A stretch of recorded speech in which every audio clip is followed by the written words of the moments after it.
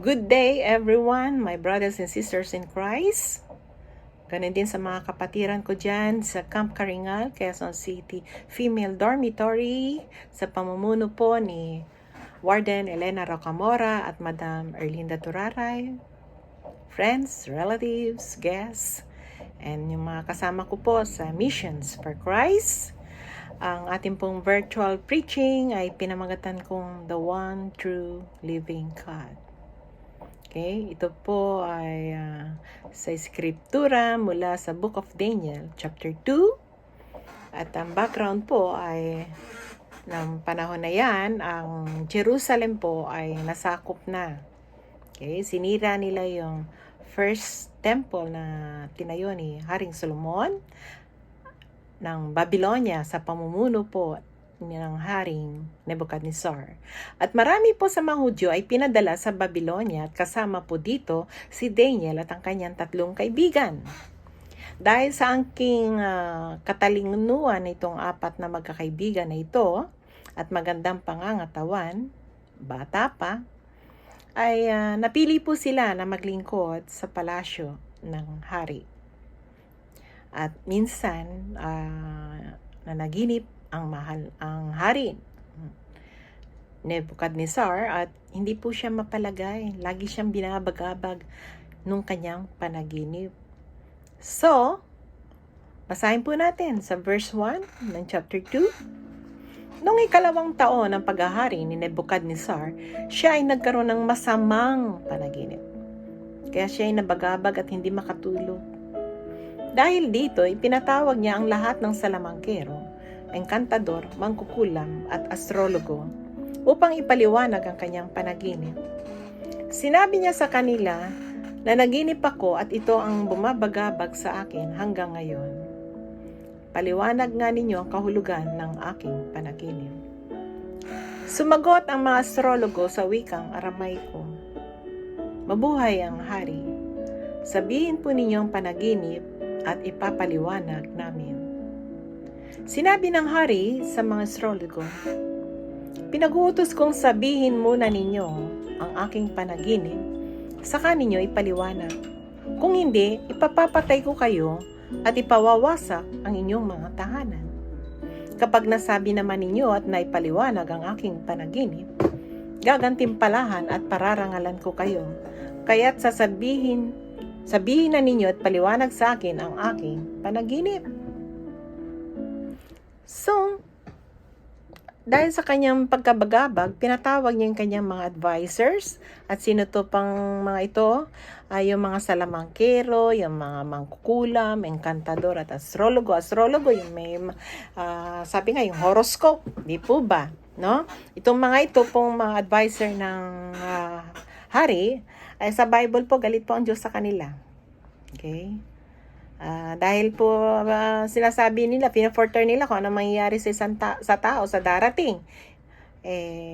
Tang Diyos lamang po ang pwedeng magsabi niyan. Okay. Ginagawa rin po nilang hanap buhay yan. No? At kaya hindi po sila katanggap sa Diyos itong mga advisor na to.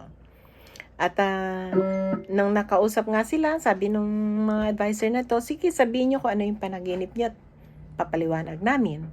Pero sabi ng hari, kailangan sabihin ninyo kung ano yung panaginip ko. Wow. Mahirap po yata yun na naginip ang isang tao at pagkatapos sasabihin mo kung ano yung panaginip niya. Wala po sigurong makakapagsabi sa atin yan. Di po ba? Yung mag-interpret, madali lang yan. Bola-bola lang yan. Depende kung anong interpretasyon ng bawat isa. No? So, ang sabi ng hari, pag hindi nyo nasabi kung ano yung panaginip ko, papapatay ko kayo. Just imagine ang buhay, ang kapalit. Imposible na to. Di parang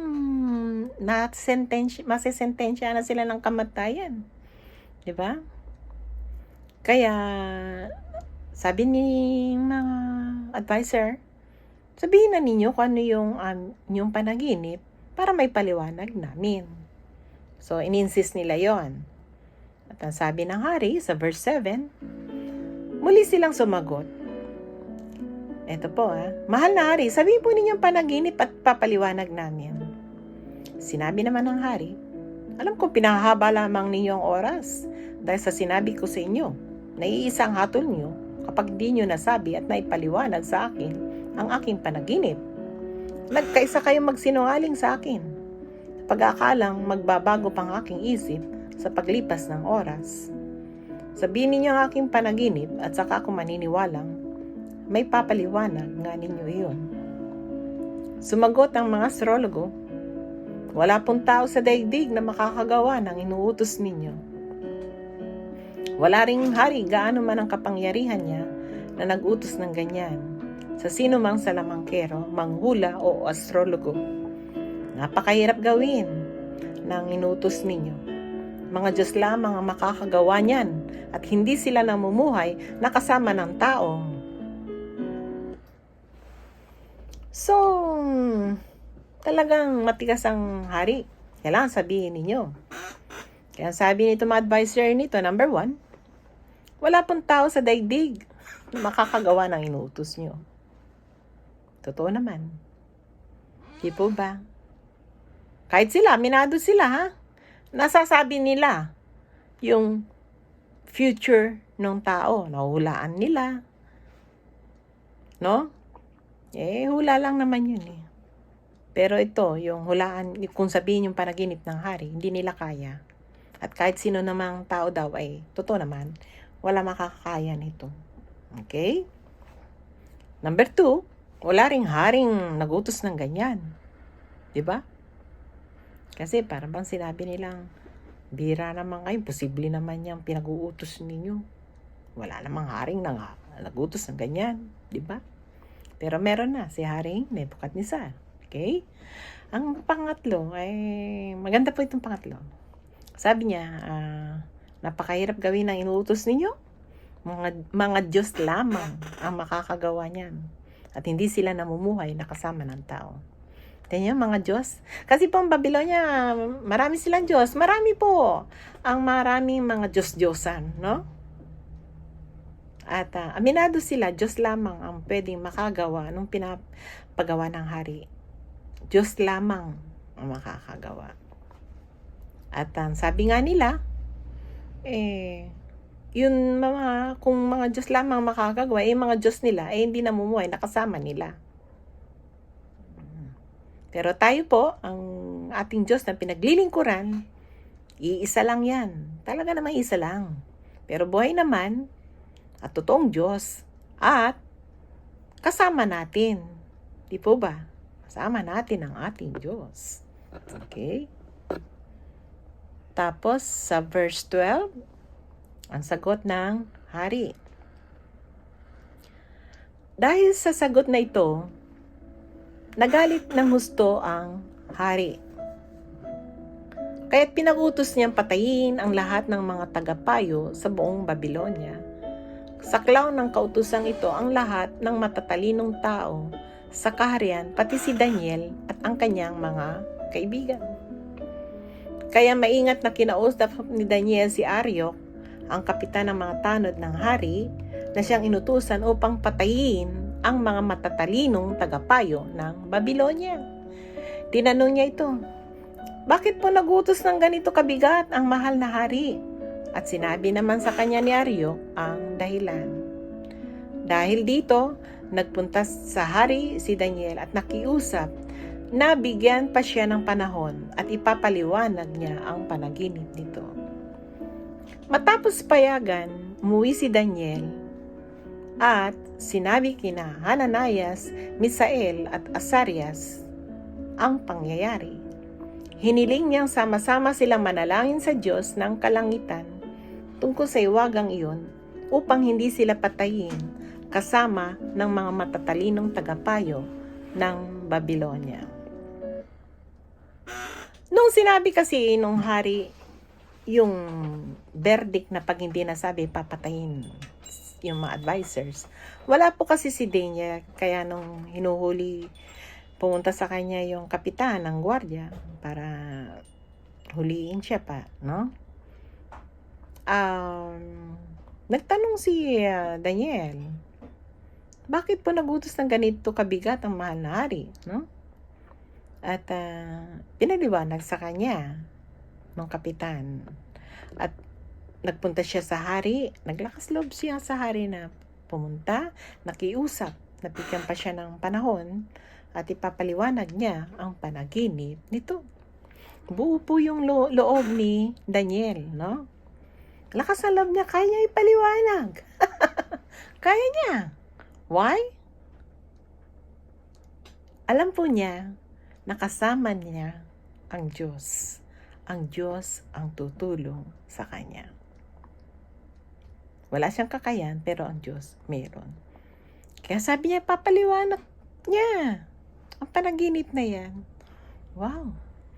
Very confident si Daniel. Lahat po tayo, anuman ang ating nararamdaman, kung nanghihina tayo, lakasan natin ang ating loob. Kaya natin yan. Kaya natin yan. Huwag po tayong matakot sa anumang banta ng panganib. Dito po, nakaabang na ang kamatayan kay Daniel. Pero hindi po siya natakot. Pumunta pa siya sa hari at milang, nag-iusap. Konting panahon lang, papaliwanag niya. Pinayagan siya at kinausap yung kanyang tatlong kaibigan. At hiniling na sama-sama silang manalangin. So, gaano man po kaimposible ang solusyon sa problema mo, gaano man kalaki ang problema mo, wala nang pwedeng tumulong sa iyong tao. Dahil alam natin may kakayahan lang, may limit lang ang kaalaman ng tao. Manalangin tayo sa Diyos. Manalangin tayo sa Diyos because our God is true. Buhay. At totoo sa kanyang pangako. And He's powerful. He's merciful. Walang imposible sa kanya. Kaya niyang gawin ang lahat. Diba? Kung ang lahat nilalang niya sa pamamagitan ng kanyang salita. Diba? How much more itong panaginip ng hari? Kayang-kaya niya yan. Okay? Kaya, manalangin po tayo. Kung nabibigatan na po tayo, hindi mo na kaya, nalulungkot ka, wala ka ng pag-asa, desperado ka na sa buhay mo, tandaan mo, sa Diyos walang imposible. Paano ka tutulungan ng Diyos? Kung di ka lalapit sa Kanya, kung di ka mananalangin sa Kanya, kung di ka magtitiwala sa Kanya, at paano mo siya makikilala kung hindi ka nagbabasa ng Kanyang mga salita? Kung hindi mo pinag-aaralan ng Kanyang mga salita, paano mo makikilala ang Diyos? Lahat ng mga pinangako niya, totoo siya. Totoong gagawin niya yan.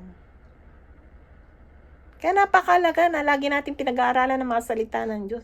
Kaparis nito, ang lahat ng mga nangyaring ito ay totoo. Nakaisulat na sa Biblia, paniwalaan natin. Dahil alam ng Diyos na sa mundong ito, magkakaroon talaga ng pagsubok sa mundo. Walang tao na hindi daranas ng pagsubok. Lahat po yan. At kaya dumaraan po ang pagsubok para matest po yung ating faith. At mabago ang ating karakter. Kasi minsan sumusobra na tayo. Pag wala tayong problema, nakakalimutan natin ang Diyos. Wala na tayong panahon sa Diyos. Saka lang natin maalala pagka meron na tayong problema, pagsubok, naalala natin ang Diyos. Pero yung iba, dahil wala ang Diyos sa puso, naisip nila, sarili lang nila, naisip nila kawawa sila, wala na makatulong, at para lang, hopeless na nga, desperado. Yung iba po, nagsisuicide na, nalulungkot na. Handang iwanan ng pamilya, mga mahal sa buhay. Hindi nais ng Diyos yun. Ang nais ng Diyos, lumaban ka. Maging matatag ka, yan ang nais ng Diyos. Kaya yan. Basta kasama mo ang Diyos. Walang imposible.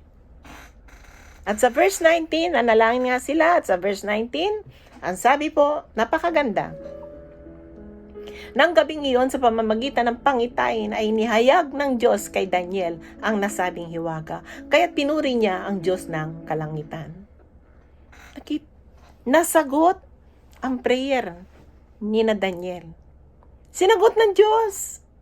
Naririnig ng Diyos ang ating mga panalangin. Alam niya kung ano ang nararamdaman natin. Alam niya ang bigat, ang kalungkutan na nasa atin. Hindi lang sa material na blessing, tumutulong ang Diyos. Even sa emotional, sa lahat. Kaya napakalaga. At kung nasagot naman ng Diyos ang ating panalangin, matuto tayong magpasalamat, magpuri sa Diyos. Hindi yung iba pag nasagot na, wala na. Balik na naman sa dati, baliwala. Tandaan po natin, matuto tayong magpasalamat sa Diyos. Manatili tayong tumatawag, sumasamba sa Diyos. Ang kalakasan nagmumula sa Kanya. Lahat yan. Dahil hindi ko mo natapos ng problema mo ngayon, meron at meron pa rin darating. Hanggat nandito tayo sa mundo. Subalit gaano man karami ang problemang yan, gaano man kalaki ang mga problemang pagsubok na dumarating, makakaya natin lahat yan. Dahil meron tayong Diyos na kinakapitan, na pinagkakatiwalahan, na totoo sa Kanyang salita na hindi niya tayo iiwan o papapayaan. Amen. Kaya po mga kapatid, yan pong kung ano yung mga kaso po ninyo, huwag po kayong mawala ng lakas ng loob. No? Huwag kayong panghinaan. Manalangin, magtiwala sa Diyos. Magpuri po tayo everyday. Kahit na ang dami ng problema, purihin natin ang Diyos. Dahil kasama natin siya. Kayang-kaya nating harapin lahat yan. Mararamdaman mo yan pagkasama mo ang Diyos. Kang dapat malungkot. Kung nalulungkot ka, i-focus mo sarili mo sa Diyos at ang kaya niyang gawin. Sabi nga, walang imposible sa Diyos. Walang hindi siya kayang gawin. Alam niya ang nakaraan mo, alam niya ang sikreto mo, alam niya ang ngayon at ang bukas kung ano. Okay? So, ginawa ngayon ni Daniel, kinausap niya ngayon yung hari. At sa verse 29, Mahal na hari, ang panaginip ninyo ay tungkol sa mangyayari sa hinaharap at ipinapaalam ito sa inyo ng Diyos na nakakaalam ng lahat ng hiwaga. Ang hiwagang ito ay pinaalam sa akin hindi dahil ako'y higit na matalino kaysa sa iba, kundi upang ipaliwanag ito sa inyo at upang maunawaan ninyo ang gumugulo sa inyong isipan. Mahal na hari, ang nakita nyo ay isang malaki at nakakasilaw na rebulto. Nakatayo ito sa inyong harapan at nakakatakot pagmasdan. Ang ulo nito ay lantay na ginto at pilak ang dibdib at mga bisig. Tanso naman ang tiyan at mga hita nito. Ang mga binti ay bakal at ang mga paa ay pinaghalong bakal at putik. Habang tinagmamasdan ninyo ito, may batong natipak sa bundok na bumagsak sa mga paa ng rebulto at nadurog ang mga paa. Pagkatapos nadurog din lahat ang bakal, putik, tanso, pilak at ginto. Naging parang ipa ito at tinangay ng hangin at walang naiwan kahit bakas. Samantala, ang tipak ng batong bumagsak dito ay naging isang napakalaking bundok na pumuno sa buong daigdig. Mahal na hari, yan po ang inyong panaginip. So sinabi niya, no? Yung panaginip ng hari, isang rebultong napakalaki at nakakatakot, no? Na ang ulo ay ginto. At ang chest, arms, silver. Yung tiyan ay, at yung kanyang hita ay made of bronze. At yung kanyang binti ay iron or bakal. At ang mga paa niya ay pinaghalong putik at bakal. At merong isang bato na galing sa bundok, no? Napakalaking bundok ay na galing sa bundok at dinurog niya yung paa ng rebulto. At natumba yung buong yun at Nadurog sila, hindi lamang nadurog, kundi naging parang ipa. Parang sa palay, magaan, natangay ng hangin, at wala nang naiwan dun kahit sa bakas. Okay? Samantala, yung tipak ng batong bumagsak ay naging isang napakalaking bundok na pinuno niya buong daigdig. Okay? Buong daigdig ang pinuno niya. Yan daw ang panaginip ng hari. At ano man naman daw ang ibig sabihin? Sa verse 37, kayo po ang pinakadakila sa lahat ng mga hari at kayo po ay pinagkalooban ng Diyos sa langit ng kaharian, kapangyarihan, lakas at karangalan. Niloob ng Diyos na masakop ninyo ang lahat ng tao, hayop at ibon sa lahat ng dako. Kayo ang ulong gintong iyon. So sinabi ng Diyos kay Daniel na yung head of gold ay si Haring Nebuchadnezzar at ang Babylonia. Okay? Ang sabi nga, pinagkalooban ng Diyos ng kapangyarihan, lakas at karangalan ang Babylonia at si Haring Nebuchadnezzar. So yung pong mga position po, leadership, kung presidente ka man or prime minister ka, kaya ka napwesto dyan dahil niloob ng Diyos. Maliwanag po dito. Okay? Kaya nga tinalo nga ng Babylonia ang Jerusalem dahil makulit ang Jerusalem. Pinarusahan ng Diyos, ginamitan ang Babylonia. Yan ang sa history. Okay? At so yung gold ay Babylonia. Sa verse 39, ang susunod sa inyo ay ang ikalawang kaharian na mas mahina kaysa inyo. Pagkatapos, lilitaw ang pangatlong kaharian na sinasagisag ng tanso at sasakupin nito ang buong daigdig. So, ibig sabihin, hindi mananatili ang kaharian ng Babylonia na in power, no? Matatalo ito ng susunod na kingdom. Yan yung silver. At ang sabi nga, dun sa chapter 7, pag binasa mo, yung ay ang bansang ito, dalawang braso, dalawang bansang pinagsama, Persia at Medes. Okay? Pero ito rin daw ay matatalo din nung susunod na kingdom. Yung kingdom na bronze, no? At ito ay ang Greece. Sabi nga, headed by Alexander the Great. So ito pong ang sabi nga itong panaginip na to mangyayari pa lang, di ba? Yung sa Babylonia, kasalukuyan, pero yung ibang kaharian na darating, nasasakop, ay mangyayari pa lang. At nangyari nga po. Nangyari na. No? Natalo na yung Babylonia. Pag binasa niyo yung mga succeeding, okay, nangyari na po yun. Okay? And then, yung pang-apat na kaharian, yun yung binti na gawa sa bakal. Ito po. Ang pang-apat na kaharian ay sintigas ng bakal, katulad ng nagagawa ng bakal. Dudurugin ng kaharian ito ang buong daigdig. Ang kahulugan naman ng nakita niyong mga paa na yari sa bakal at putik ay ito. Mahati ang kaharian, ngunit mananatili ang tigas ng bakal sapagkat ito'y nagkahalo sa putik. Ganito naman ang kahulugan ng mga paang yari sa pinaghalong bakal at putik. May bahagi itong matibay at may bahagi namang marupok. Ang kahulugan ng pinagsamang bakal at putik ay ang pag-aasawa ng magkakaibang lahi, ngunit hindi ito magtatagal kung paanong hindi maaaring paghaluin ang bakal at putik. Okay. Ito pong pang-apat na kingdom. Yan po yung iron, no? Yung binti, tsaka yung paa, no? Yan po ay nagre-simbolo sa Rome. Kaya nakita po natin, sinakop na rin ng Rome. Natalo niya yung mga previous kingdom. No? Actually, ang second temple ng Jerusalem, kung maalala nyo, kung nagiba yung unang temple na pinagawa ni Solomon, nagiba ng Babylonia, nung inayos po ni Herod the Great, okay, sinira po yan ng Rome.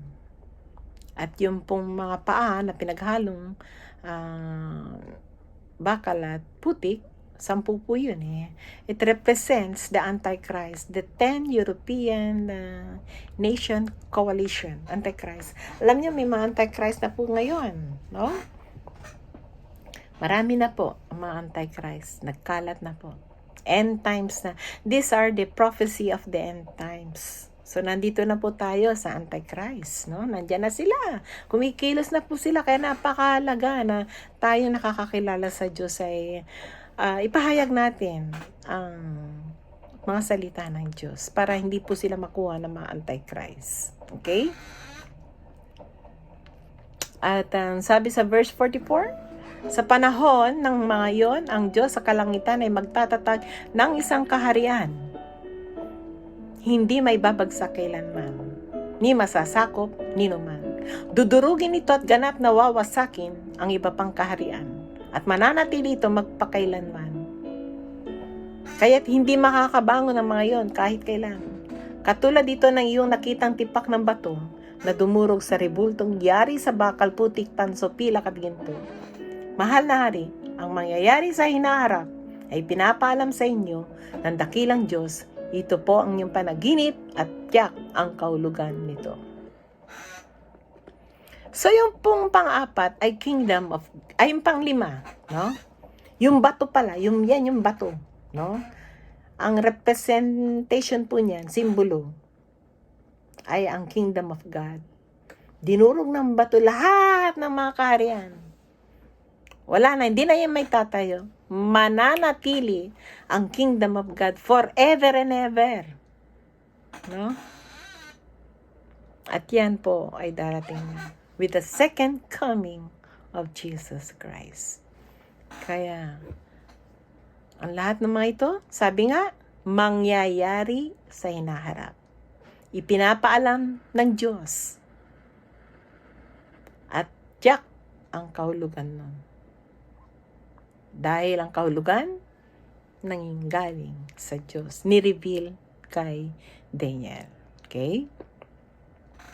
At dahil dito, sa verse 46, yumukod si Haring Nebuchadnezzar, nalapat ang mukha sa lupa at nagbigay galang kay Daniel. Pagkatapos iniutos niyang handugan ito ng insenso at iba pang alay, sinabi niya kay Daniel, tunay na ang Diyos mo ang pinakadakila sa lahat ng mga Diyos at Panginoon ng mga hari. Siya ang tagapagpahayag ng mga hiwaga, kaya naipahayag mo ang hiwagang ito. Pinarangalan ng hari si Daniel at binigyan ng napakaraming handog. Siya ay ginawa nitong tagapamahala sa buong lalawigan ng Babylonia at pinuno ng lahat ng mga tagapayo ng Babylonia. Hiniling naman ni Daniel sa hari na sina Shadrach, Meshach at Abednego ay gawing tagapangasiwa sa Babylonia upang siya ay mapanatili sa palasyo ng hari. Okay? So, yung haring Nebuchadnezzar, very powerful that time na yan. Ginawa niya, yumukod siya kay Daniel, lapat ang mukha sa lupa. Para bang parang Diyos ang tingin niya kay Daniel, ano? Pero maliwanag po, sinabi ni Daniel na wala siyang kakayahan. Ang Diyos sa langit ang may kakayahan. Ang kanyang Diyos na Diyos natin. Okay. At maganda yung sinabi ni Haring Nebuchadnezzar, no? Sabi niya, tunay na ang Diyos mo ang pinakadakila sa lahat ng mga Diyos. Isa lang ang Diyos kasi marami silang Diyos. Amen? Kumbaga sa ang Babylonia, hindi lang ang Babylonia, yung iba pa, maraming mga Diyos-Diyosan. Pero tayo po, isa lang ang ating Diyos. Ang Diyos ni Daniel at ang Diyos natin ay iisa. Tagapagpahayag ng mga hiwaga. So, wala pong naitatago sa Diyos, no? At makikita po natin dito, nations rise and fall, no? Kaya kung ano ka ngayon, lahat ng meron ka, nanggagaling yan sa Diyos. Yan, temporary lang ang mga yan. Pinakamalaga, manatili tayong tapat, sumasamba, nagpapasalamat, at nagpupuri sa Diyos. Tayo nga pong lahat ay manalangin. Okay. Kung nais mong tanggapin si Jesus bilang iyong Diyos at tagapagligtas, sumunod po kayo dito sa panalangin na ito. Lord God, hallelujah, O God. Narito ako, lumalapit sa iyo, Panginoon, isang makasalanan. Inaamin ko na ako'y nagkasala. Patawarin mo po ako sa aking mga kasalanan. Pinagsisisihan ko po ang mga lahat ng ito, Panginoon. At ako, O God, ay lumalapit sa iyo, humihingi ng iyong kapatawaran. Mula sa oras na ito, Panginoon, Ikaw, Jesus, ang aking Panginoon at tagapagligtas, at ako po ay susunod sa lahat ng iyong mga kautusan. Pagpalain niyo po ako, Panginoon, itong aking samot dalangin sa matamis na pangalan ni Jesus. Lord God, hallelujah, God. Nataas ko po ang aking mga kapatiran sa iyo, Panginoon. O God, napatuloy, O God, naingatan mo sila, O God, Panginoon. Sa anumang mga kapahamakan, sa anumang mga gawa ng kaaway, sa anumang mga tukso, at ganoon din po sa mga sakit. Lord, kung anuman po ang mga nararamdaman nila, Panginoon, magmanifest, O God, sa kanila ang iyong healing power right now, O God. Pagalingin mo po sila, Panginoon, O God, in Jesus' name, in Jesus' name, in Jesus' name. Lord God, ang kalakasan, O God, Lord God, kung sila'y nalulungkot, O God, hallelujah, O God, Panginoon. Let there be peace and joy in their hearts, O God. Let their faith in you, O God, na lalong lumakas ang faith nila, O God, na patuloy silang magsasamba sa iyo, Panginoon. Gaano man ang karaki ang kanilang problema. At Lord, lahat na, O God, ng pagsubok, ng problema na mayroon ng bawat isa, lalo na ang mga kaso ng aking mga kapatiran na ito, O God, itinataas ko po sa inyo at dinadalangin, tinataas po namin, O God, na sa lalong madaling panahon, makalaya na sila at makapili ang kanilang mga mahal sa buhay. Patuloy, O God, na pag-alapin mo ang puso ng bawat isa, O God, na pag-aralan ng iyong mga salita, maisabuhay ito, O God, at maipangaral din sa mga kapatiran, O God, na hindi pa lubos na nakakilala sa iyo. Marami pong salamat, Panginoon. Muli, ang pagsamba, ang papuri, ang pinakamataas na pagsambat papuri, O God, para sa iyo lamang. Ito ang aming samot dalangin sa matamis na pangalan ni Jesus. Amen. God bless you all, my sisters and brothers in Christ, in the name of the Father, the Son, and the Holy Spirit. Amen. Amen. Thank you very much.